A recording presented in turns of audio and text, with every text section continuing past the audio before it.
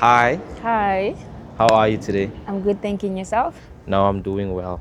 Can you please introduce yourself to us? Hi, everybody. My name is Juanita Fritz.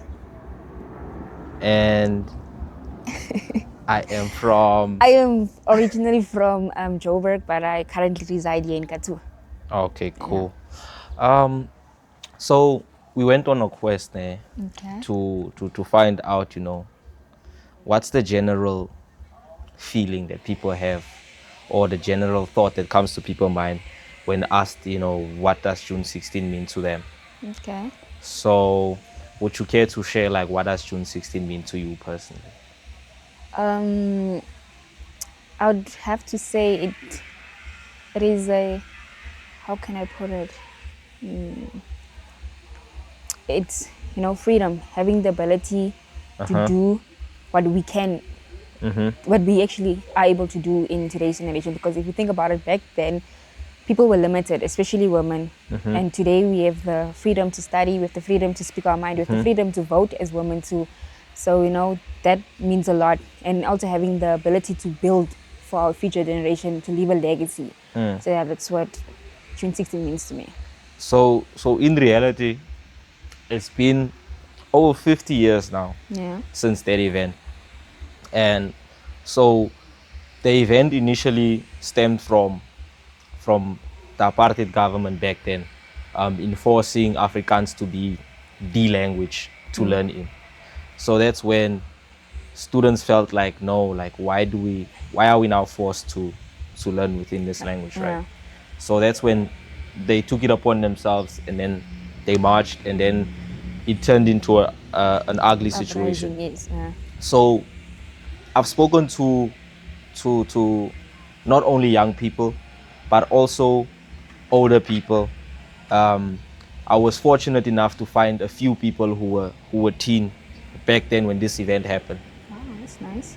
So, according to them, they say that this event, as such, is so impactful that it even influenced the freedom of South Africa in 1994.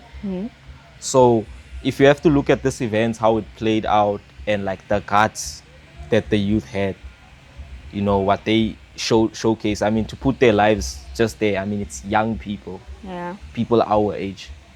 If you have to look at the guts that they have, and the guts, and look at us today, would you would you say we have the same guts as them? Now we cowards. We are more a social media generation. We hide behind our phones. We have a voice on our screens, because we're sitting behind the screen, so we can say all we want. We can say that what the ANC, for example, is doing is wrong. We can say what the DA is doing is wrong, what the EFF is doing is wrong. But if we had to stand up for it, we wouldn't.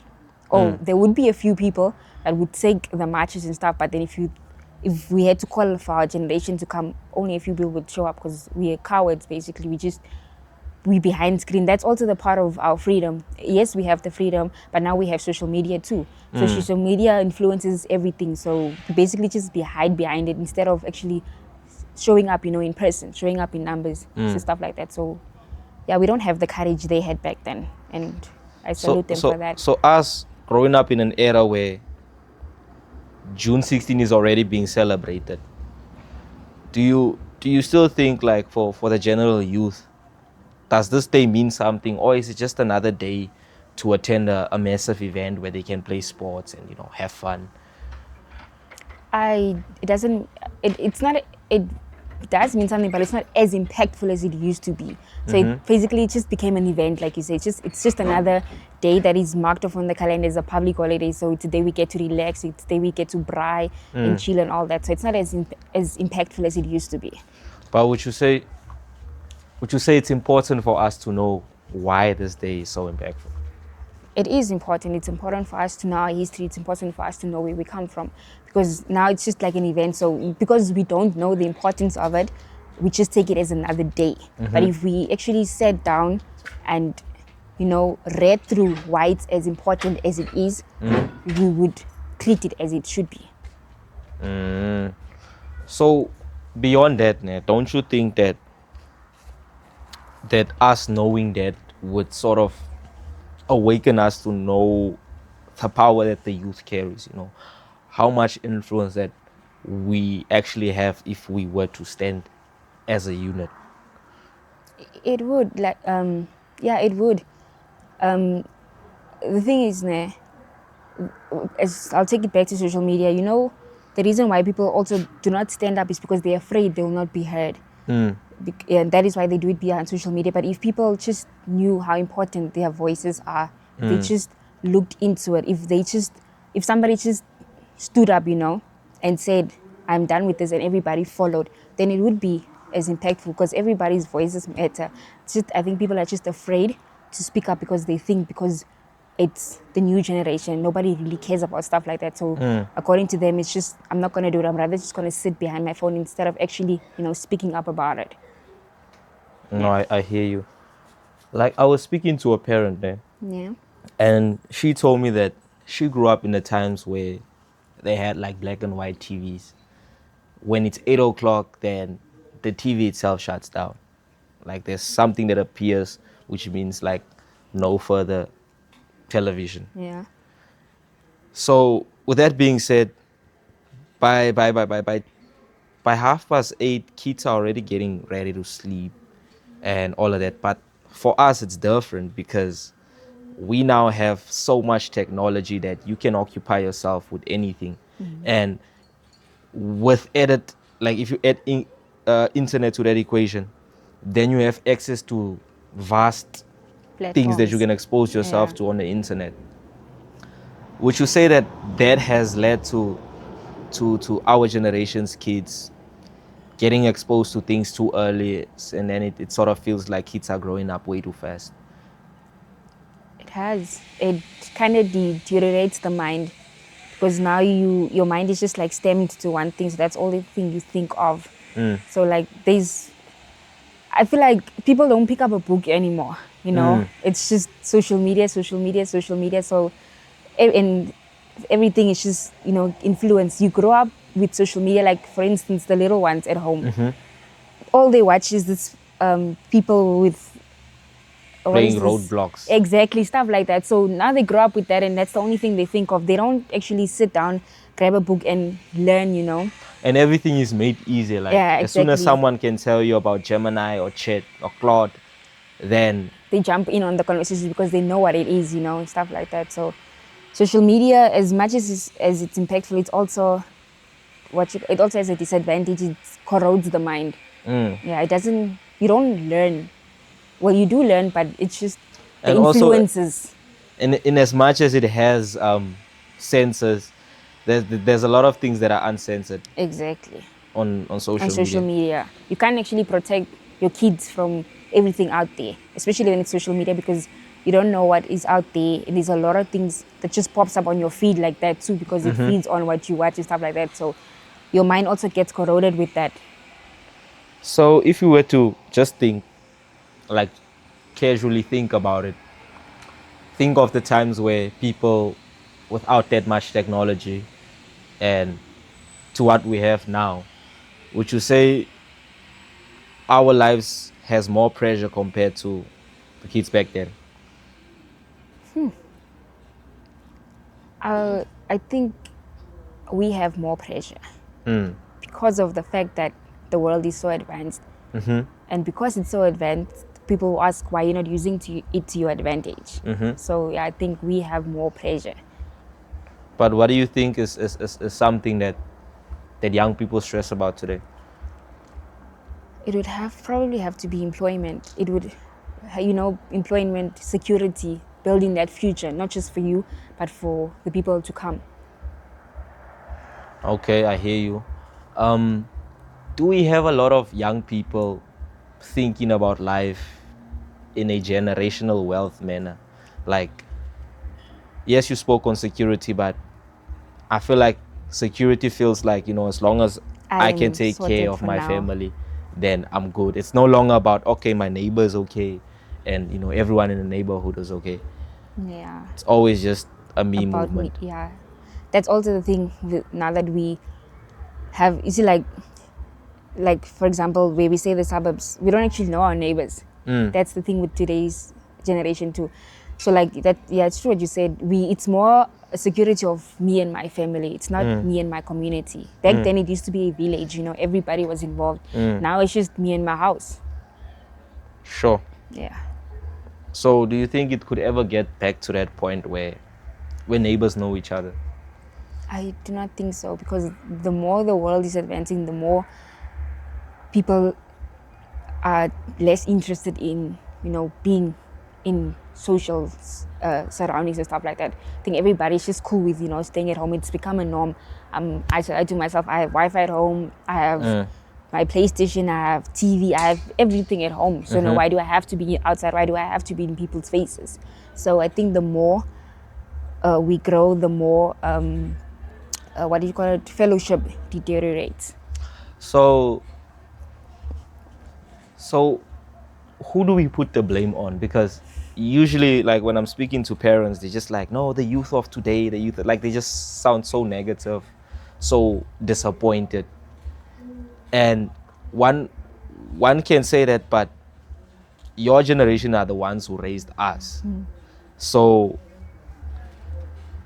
would you guys also have to, or should you guys shouldn't only like blame us and be like, we grow up too fast, we're doing things that young people are not doing.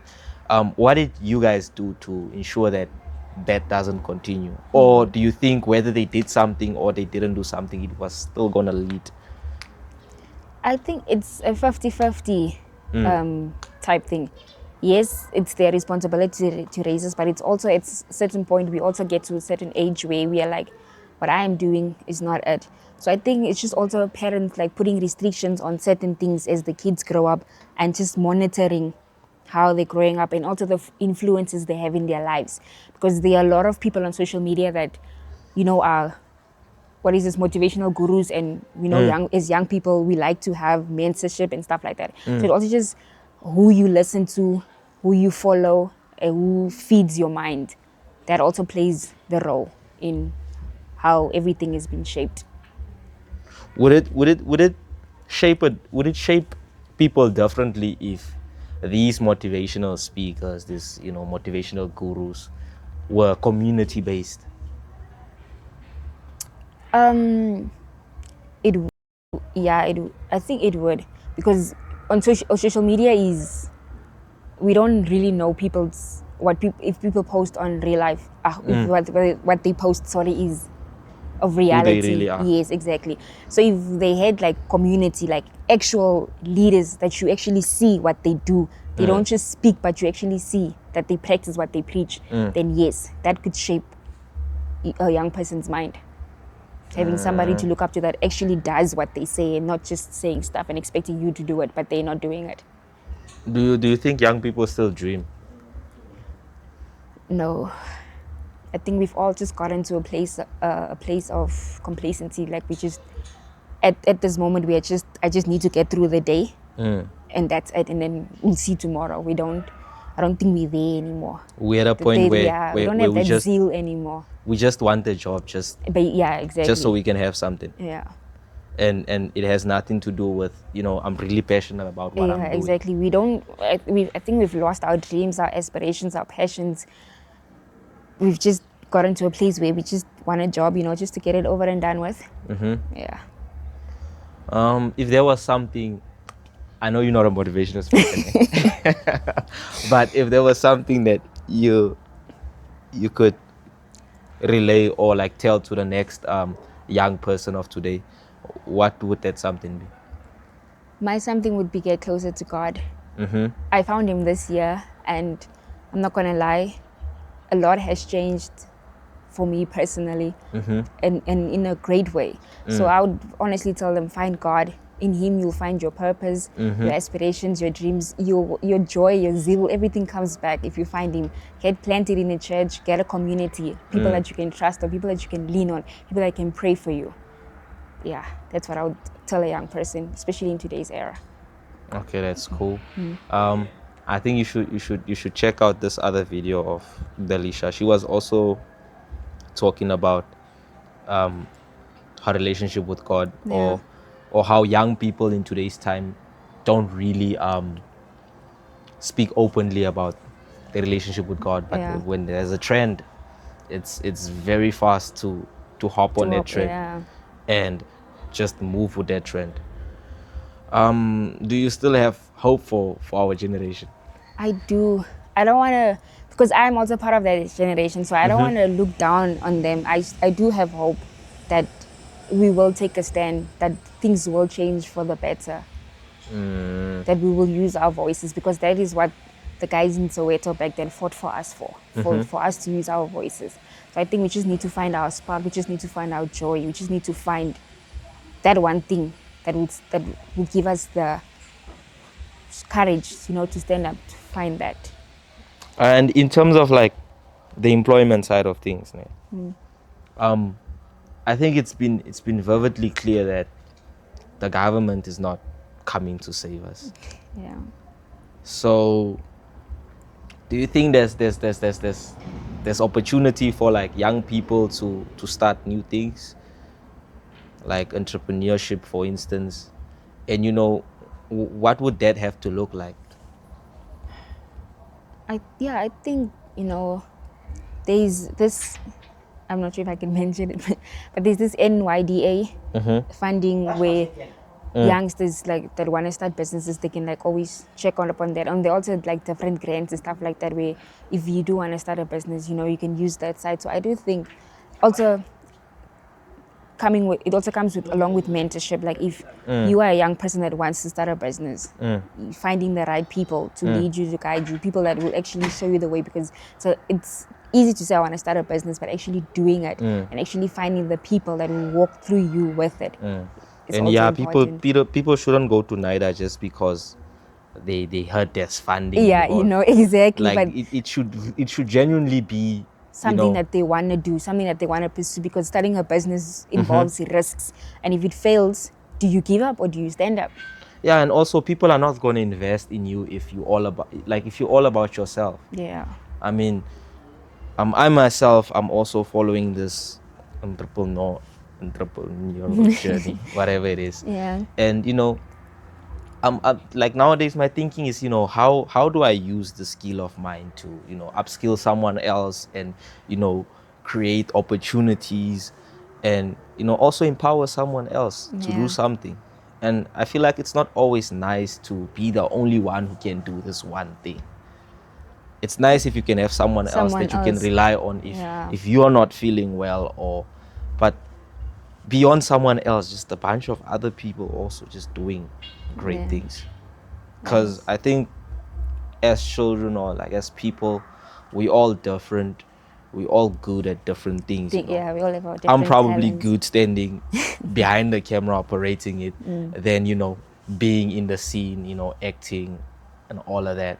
So I don't know how are we gonna get to a point where people start realizing that you are because Someone else is. because someone else is also there. It's like that saying goes of Ubuntu, Muntu Kimutu. Yeah, that thing.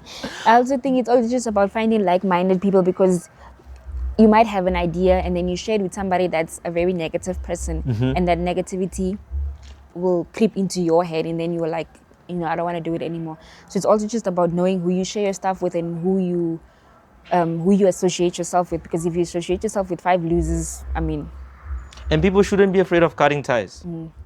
I think one thing that we struggled with, probably the generations before us as well, issues, is just cutting ties, being able to say that this mind right here, it's not working for me. It's not working for me. Yeah.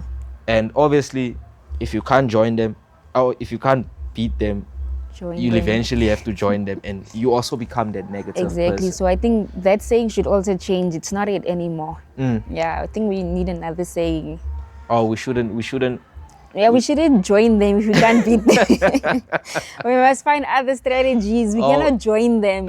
If we can't convert them, detach. Yeah, exactly. Yeah, if you can't convert them, detach. Okay, now I hear you. Lastly, I just want to thank you for your time. Thank you for having me. Time is very precious. And I just want to say also, I feel like I lost my thought. Yo, what is it that I wanted to say? Jeez. Oh yes. Is there any shout out that you want to give to anyone? You know, anyone who might watch this, you know, anyone close to you, or you know, someone that you see pushing out there, but they're not probably getting the recognition that they deserve. I'll probably have to say shout out to my sister. Big ups to her for taking me in, you know, as grown as I am. But like, yeah, I'm just like grateful for her. Like, stand by every time. I know I can count on her no matter what. I can always go to her. No judgment, no nothing. I can always go to her. So I'm grateful for her for that. Okay, I can relate to that. Yeah. Shout out to sisters who stand up. You stand up, but yeah. Thank you so much. You're welcome.